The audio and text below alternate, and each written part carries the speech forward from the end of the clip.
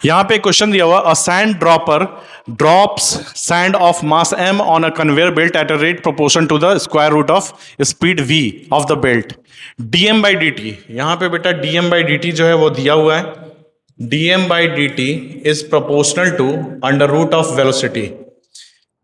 The p is the power delivered to run the belt at a constant speed. Constant speed से बेटा वो जो है belt चल रहा है। Then which of the following relationship is true.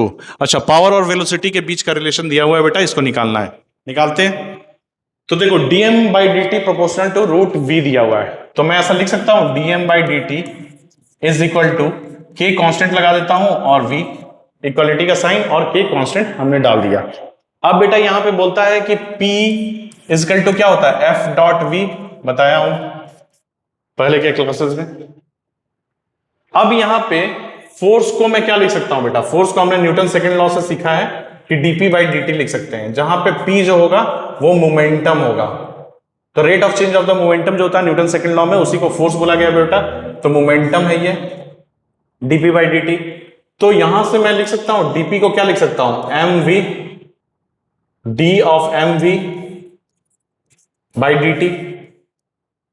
ठीक है, तो यहां पे डाल देता हूं फोर्स की जगह, इसकी वैल्यू यहां पे डालता हूं, तो क्या होगा ये dmv by D T into we.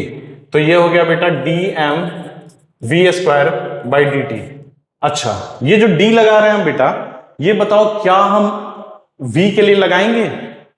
v के लिए लगाएंगे? नहीं लगाएंगे, बिकॉज देखो यहां पे कांस्टेंट स्पीड बोला है। कांस्टेंट स्पीड बोलने का मतलब क्या है कि वेलोसिटी यहां पे कांस्टेंट है। वेलोसिटी कांस्टेंट है तो डिफरेंशिएशन में क्या होता है, कांस्टेंट चीज बाहर आ जाती है। और मास जो है वो कांस्टेंट नहीं है, क्योंकि मास का यहां रिलेशन दिया हुआ है वेलोसिटी के साथ।